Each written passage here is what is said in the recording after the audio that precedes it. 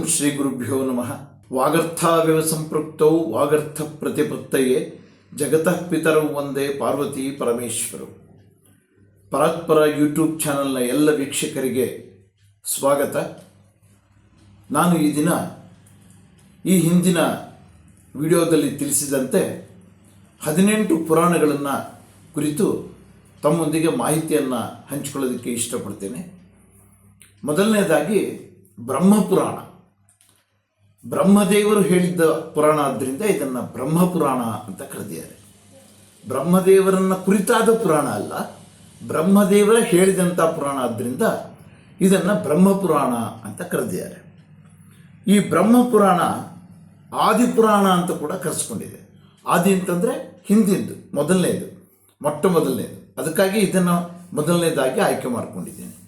ಇದನ್ನು ಆದಿಪುರಾಣ ಅಂತ ಕೂಡ ಕರೆದಿದ್ದಾರೆ.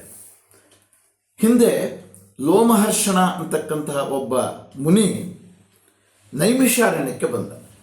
ಉತ್ತರ ಪ್ರದೇಶದಲ್ಲಿ ಇರ್ತಕ್ಕಂಥ ಒಂದು ಪ್ರಸಿದ್ಧವಾದಂಥ ತೀರ್ಥಕ್ಷೇತ್ರ ಈಗ ಅದು ನೈಮಿಷಾರಣ್ಯ. ಆ ನೈಮಿಷಾರಣ್ಯದಲ್ಲಿ ಹೆಸರಿಗೆ ತಕ್ಕಂತೆ ಈಗಲೂ ಕೂಡ ಅರಣ್ಯ ಇದೆ. ಹಿಂದೆ ಅಲ್ಲಿ ಸೂತ ಮಹಾಮುನಿಗಳು ಅಂತ ಇದ್ದರು. ಅವ್ರನ್ನ ಸೂತ ಪುರಾಣಿಕರು ಅಂತ ಕೂಡ ಕರಿತಾ ಇದ್ದರು.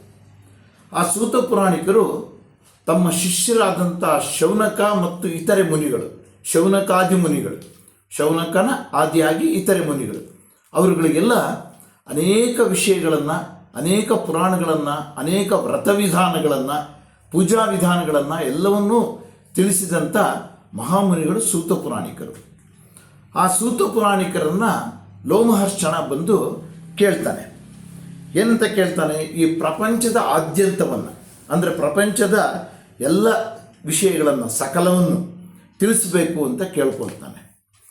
ಆಗ ಸೂತ ಮಹಾಮುನಿಗಳು ಹೇಳ್ತಾರೆ, ಹಿಂದೆ ಬ್ರಹ್ಮದೇವರನ್ನು ಇದೇ ರೀತಿ ಕೇಳಿದಾಗ ಬ್ರಹ್ಮದೇವರು ಅವರ 10 ಜನ ಪುತ್ರರಲ್ಲಿ ಒಬ್ಬರಾದಂಥ ದಕ್ಷನಿಗೆ, ದಕ್ಷ ಪ್ರಜಾಪತಿ ಅಂತ ಕೂಡ ಕರೀತಾರೆ, ಆ ದಕ್ಷನಿಗೆ ತಿಳಿಸಿದಂಥ ಒಂದು ವಿಷಯವನ್ನು, ಎಲ್ಲ ಇಡೀ ಪ್ರಪಂಚದ ವಿಷಯವನ್ನು ಉಳ್ಳಂಥ ಒಂದು ಪುರಾಣವನ್ನು ಬ್ರಹ್ಮದೇವರು ಆ ದಕ್ಷನಿಗೆ ತಿಳಿಸ್ತಾರೆ.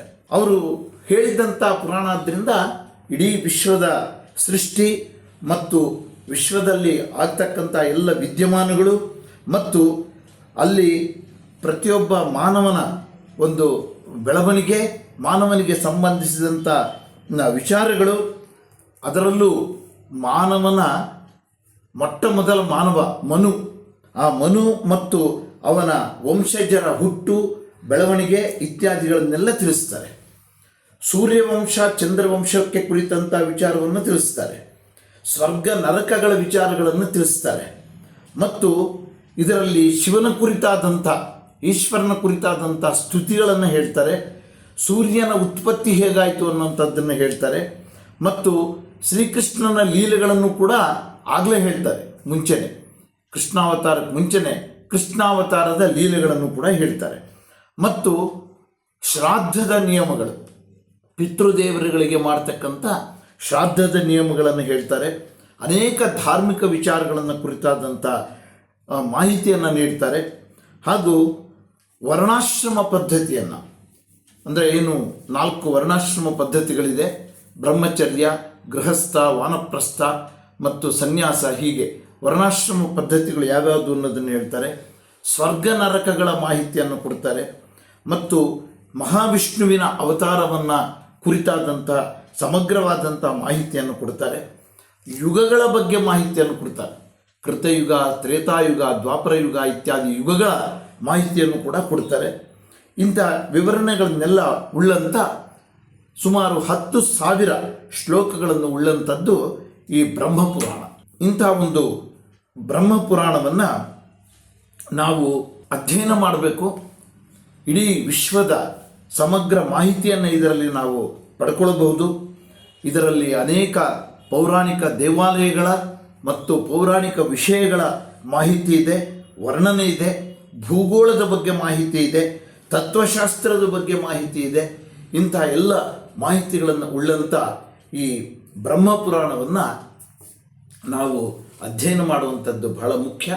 ಈ 18 ಪುರಾಣಗಳು, ಅಷ್ಟಾದಶ ಪುರಾಣಗಳಲ್ಲಿ ಈ ಬ್ರಹ್ಮಪುರಾಣದ ಮಾಹಿತಿಯನ್ನು ಇಷ್ಟು ಮಾಹಿತಿ ತಮಗೆ ತಿಳಿಸ್ತಾ ಇವತ್ತಿನ ವಿಡಿಯೋವನ್ನು ನಾನು ಮುಕ್ತಾಯ ಮಾಡ್ತೇನೆ. ನಮಸ್ಕಾರ.